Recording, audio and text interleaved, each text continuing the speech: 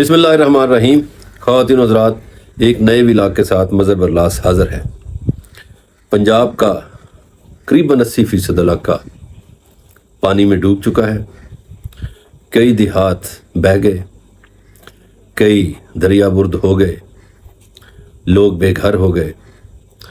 ایک محتاط اندازے کے مطابق 3.5 سے 4 ہزار دیہات متاثر ہوئے ڈائریکٹلی، جہاں پانی گھروں میں داخل ہوا، اور کوئی 28 سے 30 لاکھ کے قریب لوگ یعنی 30 لاکھ کے قریب لوگ ابھی تک متاثرین میں ہیں۔ ابھی پانی مظفر گڑھ اور ملتان میں اور اس کے بعد اگلے علاقوں میں کیا تباہی مچاتا ہے، یا پھر اگلا سپیل جو ہے اسی ستمبر کے پہلے ہفتے میں وہ کیا گل کھلاتا ہے، اللہ جانے کون بچتا ہے، کس کا چراغ گل ہوتا ہے، کس کی بستی پانی میں بہتی ہے۔ بڑے بڑے محلات کو بچانے کے لیے بند توڑ دیے جاتے ہیں اور پانیوں کا رخ غریب گھرانوں کی طرف، غریب بستیوں کی طرف کر دیا جاتا ہے۔ کیا وہ انسان نہیں ہے؟ یہ سوال اپنی جگہ، لیکن حالات کے اس سارے منظر کو سامنے رکھا جائے تو محسن نقوی کا ایک شعر بہت یاد آتا ہے۔ محسن غریب لوگ بھی تنکوں کے ڈھیر ہیں، محسن غریب لوگ بھی تنکوں کے ڈھیر ہیں، ملبے میں دب گئے کبھی پانی میں بہہ گئے۔ اب یہ شعر ایک ایسے شاعر کا ہے جو ٹالی والا ڈیرہ غازی خان میں پیدا ہوا۔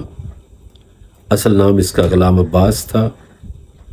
ڈیرہ غازی خان میں غربت کی کوکھ میں تعلیم حاصل کی، اور 5ویں جماعت کے بعد سرکاری اسکول میں 5ویں جماعت کی۔ اس کے بعد گھر والوں نے افورڈ کرنا کہا کہ ہم نہیں کر سکتے، ہم آپ کی فیسیں نہیں دے سکتے۔ یہ بچہ پکوڑے سموسے بیچ کر 10ویں تک پہنچا، پھر ٹیوشنیں پڑھاتا رہا، پھر اس نے BA کیا، پھر یہ MA کرنے کے لیے ملتان آ گیا، اور پھر اس کا پہلا شعری مجموعہ بندے کباب چندہ اکٹھا کر کے شائع کیا گیا، گولڈ میڈلسٹ تھا۔ پھر یہ ذاکر بنا، پھر اس کی شاعری کی مشہوری ہوئی، پھر یہ وزیر اعظم کا مشیر بھی رہا، پھر اس کی جنگ فیکٹریاں بھی بن گئیں۔ لیکن محسن نقوی کو غریبوں کے دکھ درد کا پتہ تھا، اس لیے اس نے اس شعر میں یہ بیان کر دیا کہ محسن غریب لوگ بھی تنکوں کا ڈھیر ہے، ملبے میں دب گئے کبھی پانی میں بہہ گئے۔ آج جب میں پنجاب کی صورتحال دیکھتا ہوں تو مجھے شعر بہت یاد آتا ہے۔ محسن نقوی کا یہ شعر حقائق بیان کرتا ہے۔ میں دیکھتا ہوں کہ پورا نارووال ضلع، اس کے دیہات سیلاب کی نظر ہو چکے ہیں۔ سیالکوٹ ضلع میں کیا پسرور، کیا ڈسکا، کیا سمڑیال، سب میں سیلاب ہے۔ سیالکوٹ شہر میں بازار نہروں کا روپ دھار چکے تھے۔ وزیر آباد میں، سودرا میں، گجرات میں، جلال پور جٹا میں سیلاب کی بپھری ہوئی لہریں انسانوں کو بہا کر لے جا رہی تھیں، مویشیوں کو بھی، اور مکانات کو برباد کر رہی تھیں۔ پھر گوجرانوالہ کو بچانے کی باری آئی اور سوچا کہ وزیر آباد کو بھی بچایا جائے، پانی حد سے زیادہ بڑھ رہا ہے، تو قادر آباد بند توڑ دیا گیا، اور پھر منڈی بہاؤدین کے سینکڑوں دیہات زیر آب آ گئے۔ حافظ آباد میں بھی ایسا ہی ہوا۔ کیا پنڈی بھٹیاں، کیا جلال پور بھٹیاں، کیا چنیوٹ، یہ سب جدھر دیکھو پانی ہی پانی نظر آ رہا تھا۔ پھر آپ دیکھیے شاہدرہ، لاہور، پانی ہی پانی، اور پھر لاہور کے شہر کو بچانے کے لیے حاجی پورہ کی طرف سے بند توڑ دیا گیا، شاہدرہ کی طرف سے بند توڑ دیا گیا، غریب بستیوں میں پانی آ گیا۔ اگرچہ زمینوں پر جن لوگوں نے قبضے کر کے سوسائٹیاں بنائی تھیں وہاں بھی سیلاب آیا۔ پھر شرک پور، اوکاڑا، ساہیوال، یہ جو تلمبا ہے، عبدالحکیم، ان سارے علاقوں میں، جھنگ شہر کو بچانے کے لیے بھی بند توڑ دیے گئے۔ اب گڑھ موڑ، گڑھ مہاراجہ، احمد پور سیال، یہ سب سیلاب میں ہیں۔ اسی طرح یہ چنیوٹ کے پاس ایک کسی کی مل، شوگر مل بچانے کے لیے، رمضان شوگر مل، جو اس وقت تو وہ گیانی زیال سنگھ کے مطابق تو وہ جانا پانڈی تھا جس کے نام پہ یہ رمضان شوگر مل ہے۔ ان کے نواز شریف، شہباز شریف کے دادا، ان کے نام پر ہے یہ مل۔ اس کو بچانے کے لیے مخالف سرمت سے بند توڑے گئے۔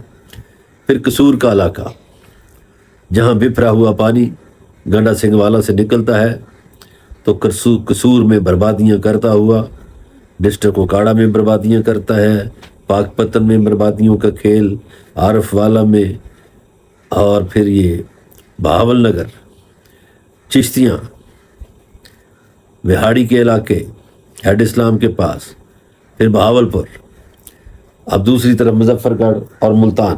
آج ہی میں پڑھ رہا تھا ملتان میں بھی، ملتان شہر کو بچانے کے لیے بھی غریب بستیوں کی طرف پانیوں کا رخ کرنے کے لیے باندھ توڑ دیے گئے۔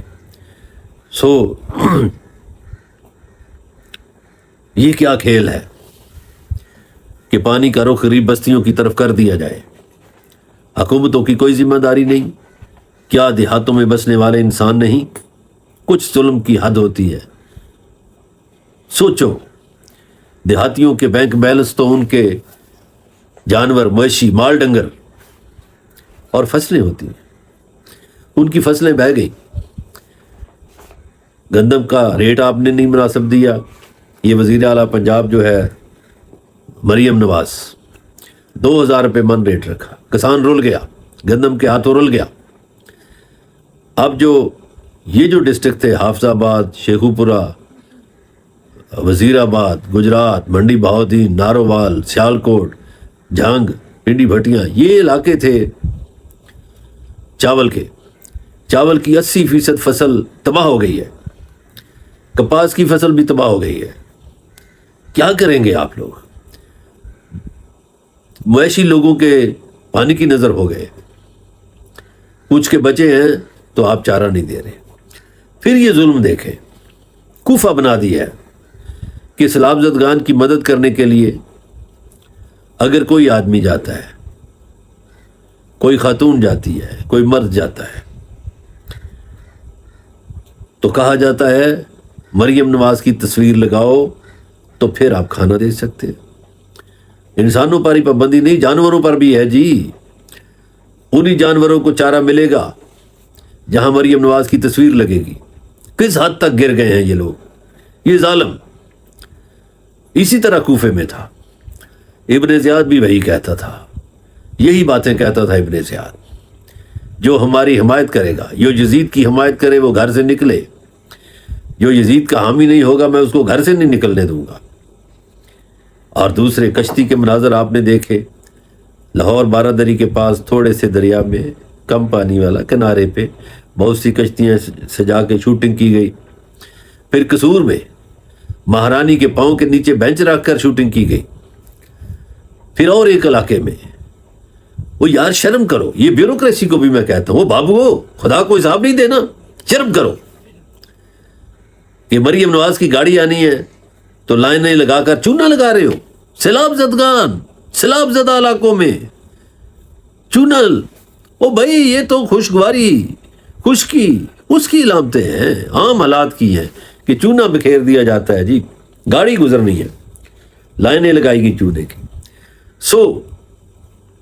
سوچنا یہ چاہیے کہ کیا کیا انہوں نے۔ یہ دو خاندان 40-50 سالوں سے اقتدار میں ہیں، کوئی بندوبست کیا؟ اب میں گنواتا چلتا ہوں، یہ جو ہماچل سے 2 دریا نکلتے ہیں، بیاس اور ستلج، یہ دونوں اکٹھے ہوتے ہیں امرتسر کے پاس آ کر۔ امرتسر سے یہ پھر دریا ستلج بن جاتا ہے۔ ستلج میں کیا تھا؟ بھاکھڑا کے مقام پر انڈیا نے ایک بڑا ڈیم بنایا، اگرچہ پونگ ڈیم بھی پیچھے ہے، پھر آگے ہری کے بیراج ہے۔ تو جب یہ بھاکھڑا سے پانی نکلتا ہے تو ہمارے یہاں گڈھا سنگھ والا سے داخل ہوتا ہے ستلج کا پانی، وہ بہاولپور تک۔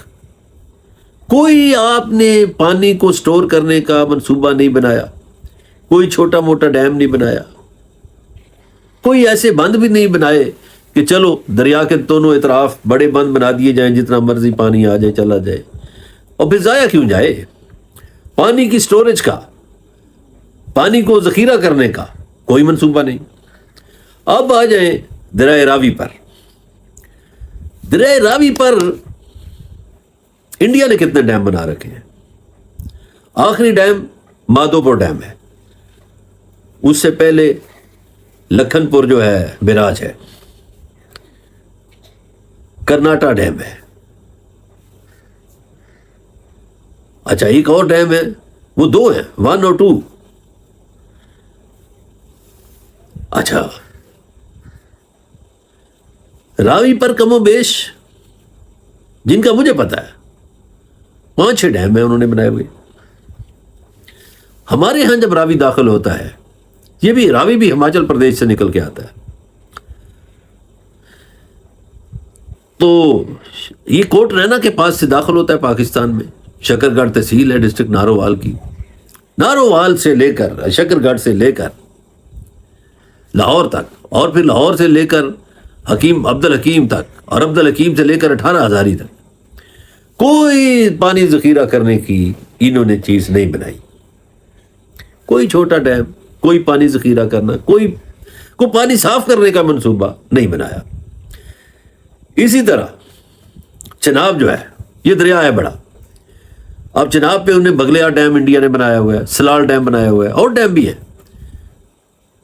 وہ پانی چھوڑتے ہیں ہیڈ برالا سے لے کر گجرات، پنڈی بٹیاں، حافظ آباد، چنڈیوڑ، جھنگ، 18 ہزاری، ملتان، مظفر گڑھ، کوئی کہیں بھی یہ ڈیم نہیں ایسا کوئی بنایا ہوا کہ پانی ذخیرہ ہو۔ اسی طرح یہ جو ندی نالے آتے ہیں، یہ کٹھوعہ سے جموں کا ڈسٹرکٹ ہے، وہاں سے نالا بہی آتا ہے، کوئی اس کے لیے ذخیرہ نہیں پانی کا، پاکستان میں تباہی پھیلاتا ہے۔